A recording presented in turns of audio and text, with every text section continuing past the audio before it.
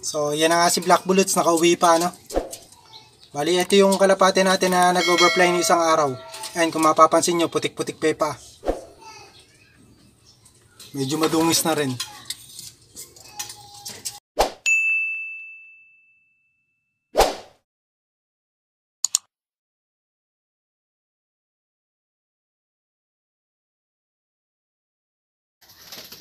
Welcome back sa Ancient Channel. So ipapakita ko lang muna sa inyo yung mga kalapate natin na ipanglalaban nga o magbibigay ako ng update sa inyo.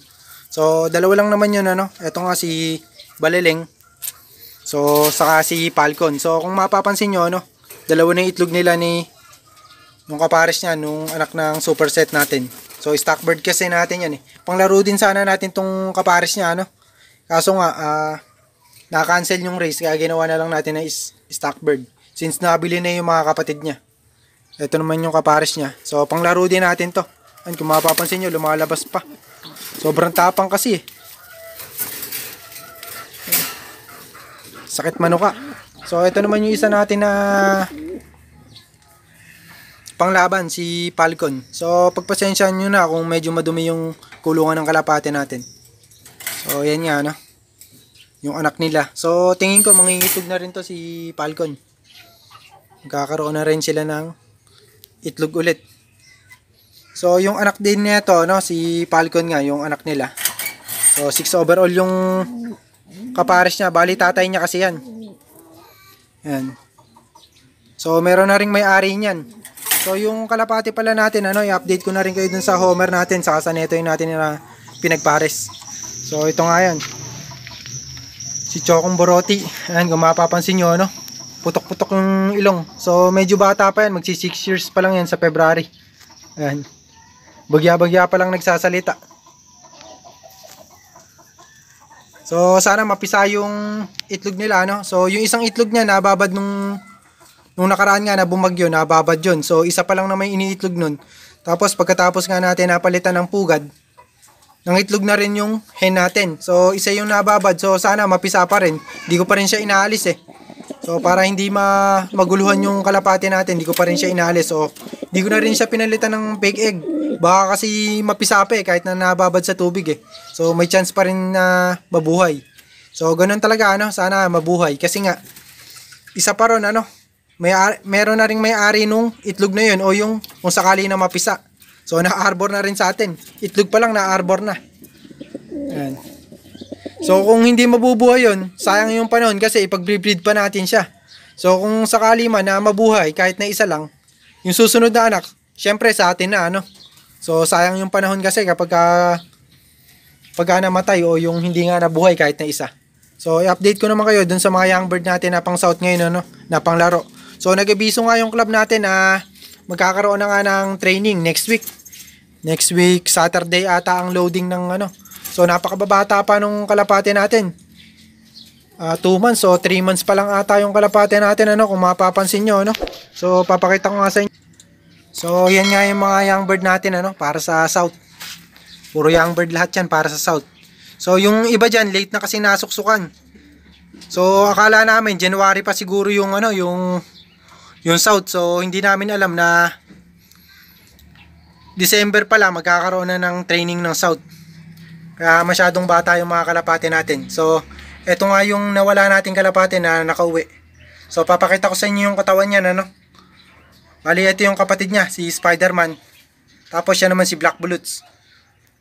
So, eto rin, bata pa to eh. Umiiyak pa to nung nakaraang linggo. Kaso, pinarisa naman ito. So, pares na sila kahit na sobrang bata pa na ito. So, ito yung cock dyan. Yung white flight natin. So, hindi masyadong makakita kasi bumabanda yung ilaw ng araw. So, yun yung mga young bird natin, ano. Oh. Tapos, ito namang isa nito. Bihag lang namin yan. So, hindi pa namin pinapakulang kasi masyadong bata. Meron pang mga dilaw-dilaw o yung balahibong dilaw, ano. So, ayan, kung mapapansin nyo sa video. Kung makikita nyo, talagang batang-bata pa, wala pang kulay yung mata. So, hinihintay namin na may mag-claim, ano. Dahil pinost naman namin yan sa mga group nga dito sa lugar namin. So, wala pang nag-claim. Pagka wala pang nag-claim ng mga ilang araw, papakawalan din namin yan.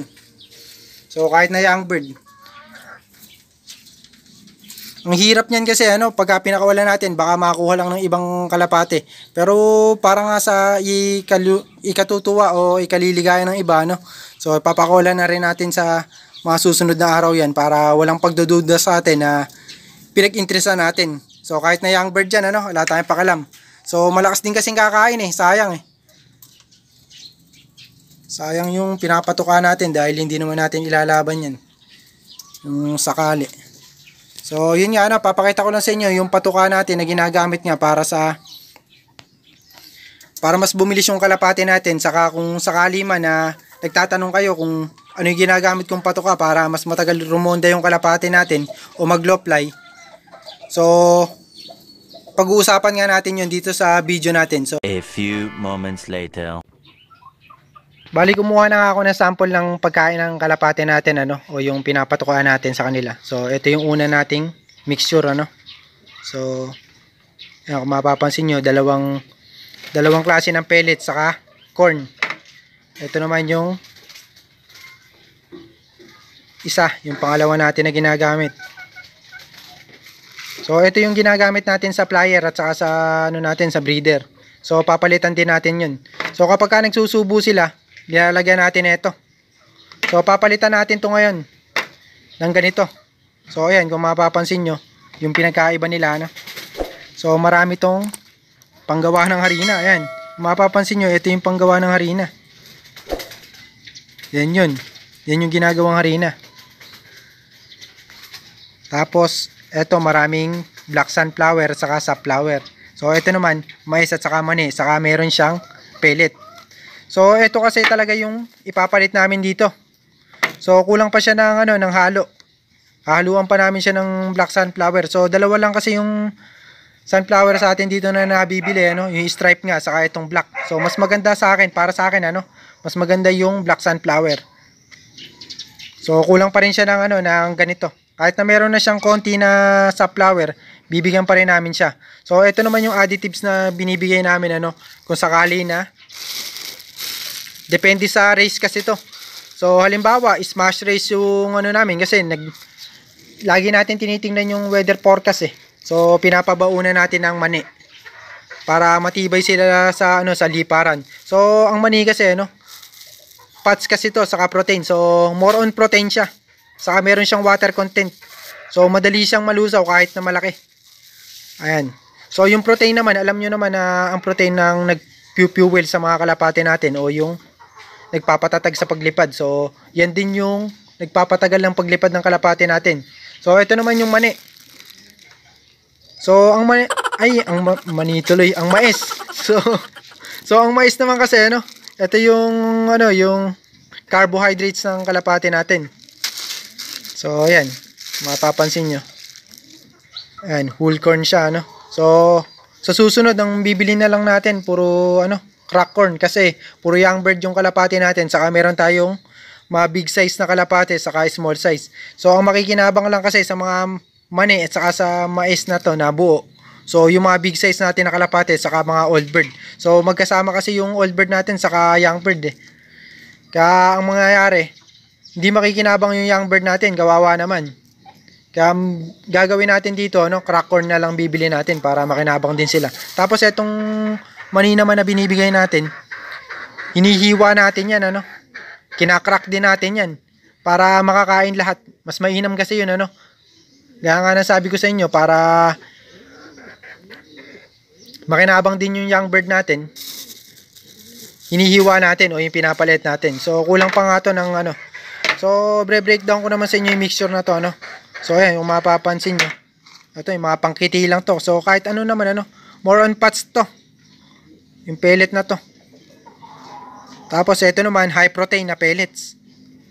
Tapos crack corn. So ayan yung makikita nyo fats, protein, saka saka carbohydrates. So ayan, kung mapapansin nyo, lahat na yan nakakapagpataba, So pag pinagsama-sama nyo yan, maganda sa kitiyan, maganda sa manok, maganda sa mga young bird natin. Kapag nagsusubo yung kalapate nyo, so pwede nyong bigyan na ito kompleto rekado. Ito naman, ito yung ginagamit talaga namin nun sa plier namin. Ayan. So, iba-iba kasi yung tinatawag nila na breeder mix o plier mix. So, iba-iba kasi ng brand yun. Kumbaga sa mga sapatos, yung mga Nike, Adidas, ganun. So, iba-iba yung mga tawag dito, yung supplier. So, iba-iba ng klase, kaya nagkakaiba. Katulad nito, breeder mix saka plier mix, pagka pinagsama nyo, ganyan ang nagiging itsura. So, mas marami kasi halo ng plier mix dito, kaya ganyan yung itsura. So, kadalasan naman, pagka ang pinagkaiba lang ng plier mix at saka breeder mix, so, yung breeder mix, marami siyang mais. Eto, medyo pangit yung plier mix namin na nabili dito eh. So, iba kasing brand yun. So, ayan. Eto naman, dinagdagan namin ng mani. Ang mixture nito, plier mix at saka breeder mix, kaso even siya. Even na, halimbawa, 1 kilong breeder, 1 kilong plier ang pinaghalo namin. So, ang plier kasi, tingin namin kasi yung plier mix, maganda lang siya kapag medyo malapit-lapit yung race. Pagka dito kasi sa atin, puro hard race kasi dito sa atin, kung di mainit, umuulan. So, kailangan ng kalapati natin ng high protein, kaya nilalagyan natin ng breeder mix. So, kung gusto nyo naman ng speed, gaya nga ng sabi ko, carbohydrates, kaya naglagay kami ng crack corn dito, saka ng whole corn. So, ayan, kung mapapansin nyo yung mixture natin, meron siyang mani, saka high protein pellet, para mas maganda yung paglipad nga nila. Kasi yung high protein nga, sinasabi ko sa inyo, yung mga protein, yun yung nagiging fuel. Nagiging carbohydrates din yun. Kaso medyo may katagalan kapag nahihirapan yung kalapate nyo, o ilang araw nang inabot sa truck, halimbawa, sa loading ng kalapate, derby na So Friday maglo-loading na kayo. So isang araw, bali 2 araw na nasa truck yung kalapate nyo bago ihagis. So nahihirapan yung kalapate. Nalulusaw agad yung pads. Binibigyan natin ng pads, ito 'yun. So nalulusaw agad yung pads saka yung carbohydrates. So kailangan nila ng protein. So ganyan lang yung paggamit niyan, carbohydrates, protein, at saka fats. So, kailangan alam yung gamitin yan. So, kulang pa kasi tayo ng mixture na black sunflower. So, yung black sunflower naman, para yan sa balahibo ng kalapati natin. Tapos, nagbibigay din siya ng healthy fats.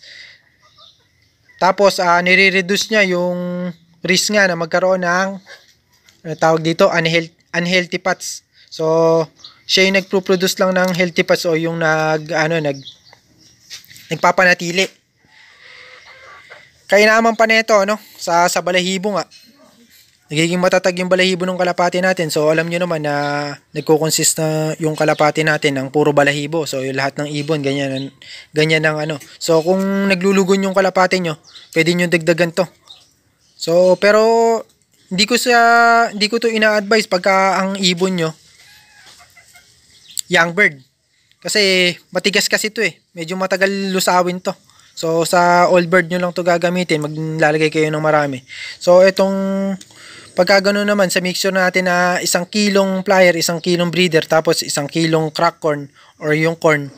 Tapos, itong 1/4 lang to, itong mixture na to, na high protein na pellet. So, yun lang gagawin nyo, Tapos yung mani, gano'n lang din, siguro mga kalahating kilo.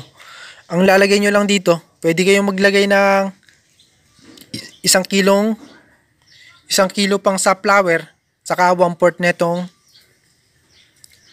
black sunflower. Iba yung black sunflower, sa safflower. Safflower to. Ito naman, sunflower. So, magkatunog lang sila, pero magkaiba sila. Ayan. So, ganun lang ang pagbibigay ng pagkain ng, ng kalapate, para mas bumilis nga yung kalapate nyo. So, kapag short distance ng laban nyo, so, mas maganda kung ito yung gagamitin nyo. So, kaso, kailangan din natin ng protein dahil, sabi ko nga sa inyo, mahirap yung race sa atin. So, ito naman, yung binibigay natin to. So, minsan, nagbibigay din tayo nito sa plier natin, Pagka, kung tingin natin, kulang sa alsa ng katawan, nagbibigay tayo nito, pampaalsa ng katawan. Ayan. Mixture niyan. So, high protein, kahit anong pellet naman na high protein, Tapos, crack corn. Tapos, ito, yung mga pangkiti. So, alam niyo naman siguro yun, So, ayan lang. Magandang mixture na yan, So, update ko naman kayo dun sa kalapate natin na nakabalik nga, Papakita ko sa inyo yung katawan. 2,000 years later. So, ito yung kalapate natin na isang araw nga na hindi umuwi, So, ayan, kung mapapansin nyo, putik-putik pa yung paa. madumi, saka medyo dumungis. So hindi naman siya namahay kasi nung umuwi siya, nakita ko na talagang namayat siya, saka yung butsi niya alang laman. So ayan, kung mapapansin nyo, medyo namayat siya. Pero buhong-buho pa rin yung katawan kung mapapansin nyo, no? So mana sa tatay, si Baliling kasi yung tatay nito, yung pinanglalaban natin sa pooling. So ito yung mga ideal na katawan ng kalapate na gusto ko, no? Mapa small size, so big size na kalapate. Gustong gusto ko yung buong buo. Ayan, kung mapapansin nyo, no? Laki ng katawan niya. Isang araw pa siyang nawala, no? Hindi nakakain. So paparondahin na rin natin to. So sana nga, no, may makadali tayo sa darating na south. So good luck sa atin kasi puro pang south tong kalapate natin ngayon Ayan. So wala naman siya naging tama, chinik ko rin baka kasi may tama. So usually ganun lang naman yung ginagawa natin. So malamang na naakay lang to, no, kaya nawala or naligaw siya, naakay siya kasi marami na nagtre-training ngayon. First time niya rin lumipad ng 2 hours mahigit. So inaabot siya ng isang araw, hindi lang 2 hours. Ayan. Medyo mailap. So, yun nga, sana may natutunan kayo sa video natin. Happy flying sa inyo. God bless.